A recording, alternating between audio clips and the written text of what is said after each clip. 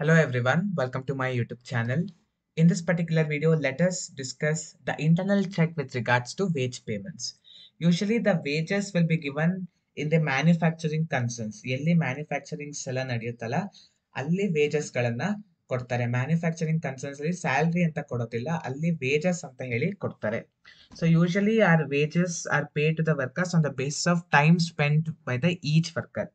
So wages ಯಾವ ಒಂದು basis ಮೇಲೆ ಕೊಡ್ತಾರೆ ಅಂತ ಹೇಳಿದ್ರೆ, ವರ್ಕರ್ ಎಷ್ಟು ಸಮಯ ಕೆಲಸ ಮಾಡಿದ್ದಾನೆ ಆ ಒಂದು ಬೇಸಿಸ್ ಮೇಲೆ ಟೈಮ್ ವೇಜಸ್ ನ ಕೊಡ್ತಾರೆ.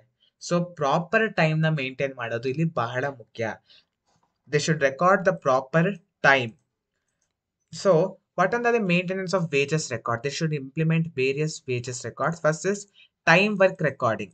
So ಒಂದು ವರ್ಕರ್ ಯಾವಾಗ ಕೆಲಸಕ್ಕೆ ಬಂದ್ರು, ಯಾವಾಗ ಆಚೆ ಹೋದ್ರು, ಅದೆಲ್ಲ ಎಷ್ಟು ಅವರ್ ವರ್ಕ್ ಮಾಡಿದ್ರು ಅದೆಲ್ಲವನ್ನ ಕೂಡ ಪ್ರಾಪರ್ ಆಗಿ ರೆಕಾರ್ಡ್ ಮಾಡ್ಕೊಳ್ಬೇಕಾಗುತ್ತೆ. That first one is time recording clock. So ಈ ಟೈಮ್ ರೆಕಾರ್ಡಿಂಗ್ ಕ್ಲಾಕ್ ಅಂತ ಅಂದ್ರೆ ಪ್ರತಿಯೊಂದು ವರ್ಕರ್ಗೆ ಕಾರ್ಡ್ ಅನ್ನ ಕೊಟ್ಟಿರ್ತಾರೆ.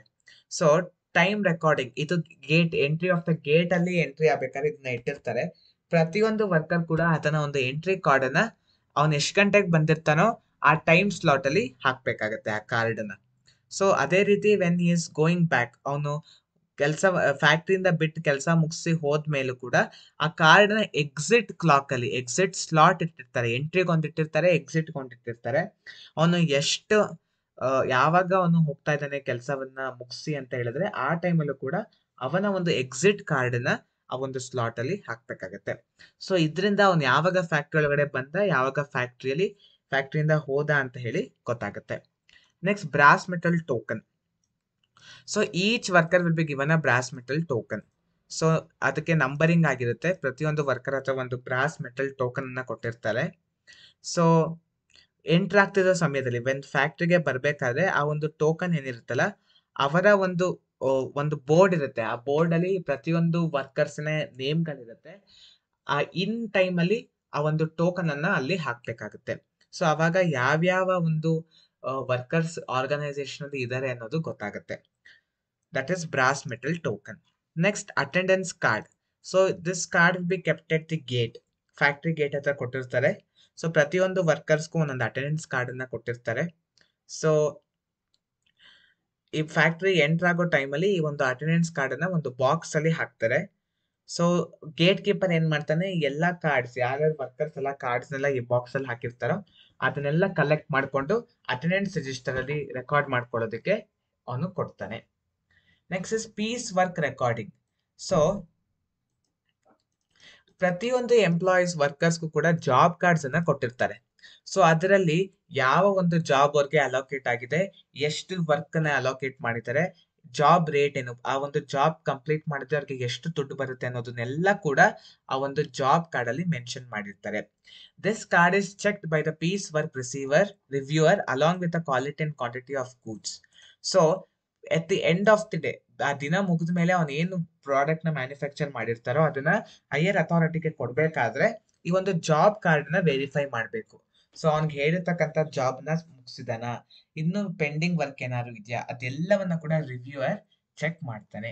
ಸೊ ಈ ಒಂದು ಜಾಬ್ ಕಾರ್ಡ್ ಕೂಡ ವೇಜ್ ಶೀಟ್ ಪ್ರಿಪೇರ್ ಮಾಡೋದಕ್ಕೆ ಸಹಕಾರಿ ಆಗುತ್ತೆ. Over time recording. ಸೊ ಕೆಲವೊಂದು ವರ್ಕರ್ಸ್ ಓವರ್ ಟೈಮ್ ವರ್ಕ್ ಮಾಡ್ತಾರೆ. ಸೊ ಅವ್ರು ಎಷ್ಟು ಓವರ್ ಟೈಮ್ ವರ್ಕ್ ಮಾಡ್ತಾರೋ ಅದಕ್ಕೆ ಎಕ್ಸ್ಟ್ರಾ ವೇಜಸ್ ನ ಕೊಡ್ಬೇಕಾಗುತ್ತೆ. ಸೊ ಸುಮ್ನೆ ಓವರ್ ಟೈಮ್ ವರ್ಕ್ ಮಾಡಬಾರ್ದು. ಈ ಓವರ್ ಟೈಮ್ ವರ್ಕ್ ನು ಕೂಡ ಪ್ರಾಪರ್ ಅಥಾರಿಟಿಯಿಂದ ಸ್ಯಾಂಕ್ಷನ್ ಆಗಿರ್ಬೋದು. ಅವ್ರು ಓಕೆ ನೀನು ಓವರ್ ಟೈಮ್ ವರ್ಕ್ ಮಾಡು ಅಂತ ಹೇಳಿದ್ರೆ ಮಾತ್ರ ವರ್ಕರ್ ಓವರ್ ಟೈಮ್ ವರ್ಕ್ ಮಾಡ್ಬೇಕಾಗುತ್ತೆ.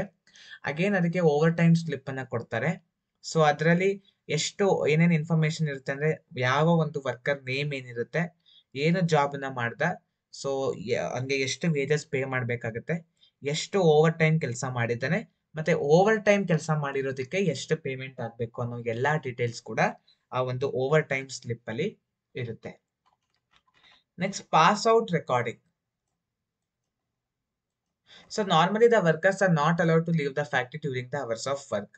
ಸೊ ಕೆಲಸ ಮಧ್ಯದಲ್ಲಿ ಫ್ಯಾಕ್ಟ್ರಿಯಿಂದ ಆಚೆ ಹೋಗೋದಕ್ಕೆ ಬಿಡೋದಿಲ್ಲ ವರ್ಕರ್ಸ್ ಗಳಿಗೆ.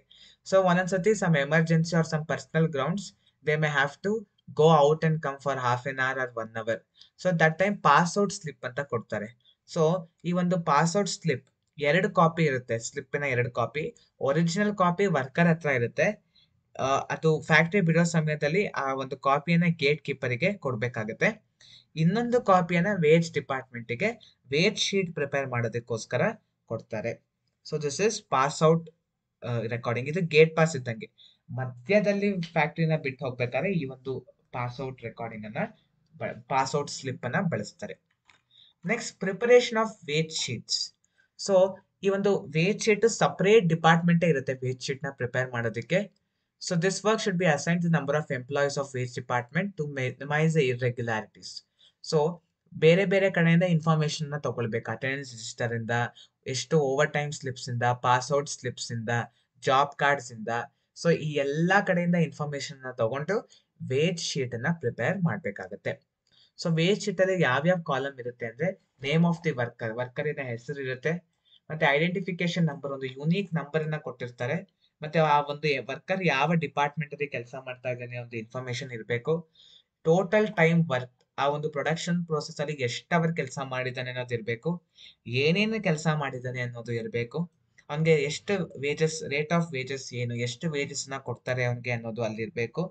ಟೋಟಲ್ ಆಗಿ ಎಷ್ಟು ವೇಜಸ್ ಅವನ್ಗೆ ಕೊಡ್ಬೇಕು ಅನ್ನೋದು ಕೂಡ ಅಲ್ಲಿ ಇರ್ಬೇಕಾಗತ್ತೆ. ಸಪೋಸ್ ಏನಾದ್ರು ಬೋನಸ್ ಏನಾದ್ರು ಇತ್ತು ಅಂದ್ರೆ ಎಷ್ಟು ಬೋನಸ್ ಕೊಡ್ಬೇಕು ಅನ್ನೋದು ಅಲ್ಲಿ ಇರುತ್ತೆ. ಸಪೋಸ್ ಆ ಒಂದು ವ್ಯಕ್ತಿ ಓವರ್ ಟೈಮ್ ಕೆಲಸ ಮಾಡಿದಾನೆ ಅಂದ್ರೆ, ಏನಾದ್ರು ಓವರ್ ಟೈಮ್ ವೇಜಸ್ ಇತ್ತು ಅಂದ್ರೆ ಅದು ಕೂಡ ಅಲ್ಲಿ ಮೆನ್ಷನ್ ಮಾಡಿರ್ಬೇಕು. ಏನಾದ್ರು ಡಿಡಕ್ಷನ್, ಟ್ಯಾಕ್ಸ್ ಅದು ಇದು ಡಿಡಕ್ಷನ್ಸ್ ಏನಾದ್ರು ಇತ್ತಂದ್ರೆ ಅದು ಕೂಡ ವೇಜ್ ಶೀಟ್ ಅಲ್ಲಿ ಕ್ಲಿಯರ್ ಆಗಿರುತ್ತೆ. ಸೊ ಡಿಡಕ್ಷನ್ಸ್ ಎಲ್ಲ ಮಾಡಿದ್ಮೇಲೆ net amount of wages payable, what is the total net, final ಆಗಿ ಅವ್ನಿಗೆ ಎಷ್ಟು ವೇಜಸ್ ಕೊಡ್ಬೇಕು ಅನ್ನೋದು ಕೂಡ ಇಲ್ಲಿ ಮೆನ್ಷನ್ ಮಾಡಿರ್ತಾರೆ. Next, payment of wages. So payment of wages ಯಾವ ರೀತಿ ನಡಿಬೇಕು? The employees associate with the preparation of wages must not be given the assignment of payment, making of payment. ಯಾರು ವೇಜ್ ಶೀಟ್ ನ ಪ್ರಿಪೇರ್ ಮಾಡ್ತಾರೋ ಅವರು payment ಮಾಡಬಾರ್ದು. Payment ಮಾಡೋದಕ್ಕೆ ಅಂತಾನೆ ಒಂದು ಸಪರೇಟ್ ಪೀಪಲ್ ಅನ್ನ ಅಪಾಯಿಂಟ್ ಮಾಡ್ಬೇಕಾಗುತ್ತೆ. ಒಂದು ಸತಿ ವೇಜ್ ಶೀಟ್ ನ ಪ್ರಿಪೇರ್ ಮಾಡಿದ್ಮೇಲೆ the chief cashier, so cashier ಏನ್ ಮಾಡ್ತಾನೆ, ಬ್ಯಾಂಕಿಗೆ ಹೋಗಿ ಕ್ಯಾಶ್ ನ ವಿತ್ಡ್ರಾ ಮಾಡ್ಕೊಂಡು ಬರ್ತಾನೆ. ಎಷ್ಟು ವೇಜಸ್ ಕೊಡ್ಬೇಕಾಗುತ್ತೋ ಅಷ್ಟು ಅಮೌಂಟ್ ನ ವಿತ್ಡ್ರಾ ಮಾಡ್ಕೊಂಡು ಬರ್ತಾನೆ. ಸೊ ಯಾವ ಒಂದು ವೇಜ್ ವರ್ಕರ್ ಅವನು ವೇಜಸ್ ನ ತಗೊಂಡ್ಮೇಲೆ ಅವನೊಂದು ಥಂಬ್ ಇಂಪ್ರೆಷನ್ ಅನ್ನ ತಗೊಳ್ಬೇಕಾಗತ್ತೆ. So that is an evidence that he has received the wages. So auditor check ಮಾಡಬೇಕು ಥಂಬ್ ಇಂಪ್ರೆಷನ್ ತಗೊಂಡಿದಾರ ಅಂತ. ಪ್ರತಿಯೊಂದು ವರ್ಕರ್ ಆತನ ಅವನು ವೇಜಸ್ ನ ರಿಸೀವ್ ಮಾಡ್ಕೊಂಡ್ಮೇಲೆ ಥಂಬ್ ಇಂಪ್ರೆಷನ್ ಅನ್ನ ಕೊಡ್ಬೇಕಾಗತ್ತೆ. The concerned officer of each department should be present at the time of payment to identify the worker. So ಈಗ ಪ್ರತಿಯೊಂದು ಡಿಪಾರ್ಟ್ಮೆಂಟ್ ಹೆಡ್ ಕೂಡ ಬರ್ಬೇಕಾಗತ್ತೆ. ಯಾಕಂದ್ರೆ ಅವ್ರಿಗೆ ಗೊತ್ತಿರುತ್ತೆ ಯಾವ ಒಂದು ವ್ಯಕ್ತಿ ವರ್ಕ್ ಮಾಡಿದ್ದಾರೆ ಆ ಡಿಪಾರ್ಟ್ಮೆಂಟ್ ಅಲ್ಲಿ ಅಂತ ಹೇಳಿ. ಈ ವ್ಯಕ್ತಿ ನಿಜವಾಗ್ಲೂ ವರ್ಕ್ ಮಾಡಿದನ್ನ ಇಲ್ವಾ ಅಂತ ಕಂಡುಹಿಡಿಯೋದಕ್ಕೆ ಆಯಾ ಒಂದು ಡಿಪಾರ್ಟ್ಮೆಂಟ್ ಹೆಡ್ಗಳು ಕೂಡ ಬರ್ಬೇಕಾಗುತ್ತೆ. ಸೊ ಸಪೋಸ್ ಕೆಲವೊಂದ್ಸತಿ ಏನಾಗುತ್ತೆ ಅಂದ್ರೆ, ಒಂದೊಂದ್ಸತಿ ಕೆಲವೊಂದು ವರ್ಕರ್ಸ್ ಬಂದಿರಲ್ಲ, ಪೇಮೆಂಟ್ ಕೊಡೋ ದಿನ ಬಂದಿರೋದಿಲ್ಲ. ಸೊ ಆ ರೀತಿ ಕೊಟ್ಟಿಲ್ದಿರೋ ವೇಜಸ್ ಬಗ್ಗೆ ಕೂಡ ಗಮನ ಹರಿಸ್ಬೇಕಾಗತ್ತೆ. ಅದನ್ನ ಸೇಫ್ ಆಗಿ ಒಂದ್ ಕಡೆ ಎತ್ತಿಡ್ಬೇಕಾಗುತ್ತೆ. ಎನಿ ಅಡ್ವಾನ್ಸಸ್ ಕೊಡಬಾರ್ದು. ಯೂಶಲಿ ಅಡ್ವಾನ್ಸಸ್ ನ ಡಿಸ್ಕರೇಜ್ ಮಾಡ್ಬೇಕಾಗತ್ತೆ, ಅದನ್ನ ಅವಾಯ್ಡ್ ಮಾಡ್ಬೇಕು. ಸಪೋಸ್ ತುಂಬಾ ಎಮರ್ಜೆನ್ಸಿ ಕೇಸಸ್ ಇದೆ, ಅಡ್ವಾನ್ಸ್ ಬೇಕೇ ಬೇಕು ಅಂದಾಗ ಕೊಡ್ಬೋದು, ಬಟ್ ಲೇಟರ್ ಆನ್ ಅವರ ಒಂದು ವೇಜಸ್ ಅಲ್ಲಿ ಡಿಡಕ್ಟ್ ಮಾಡ್ಬೇಕಾಗತ್ತೆ. This was all about the internal check related to the wages. In my next video, I'll come back with the difference between internal control and internal check.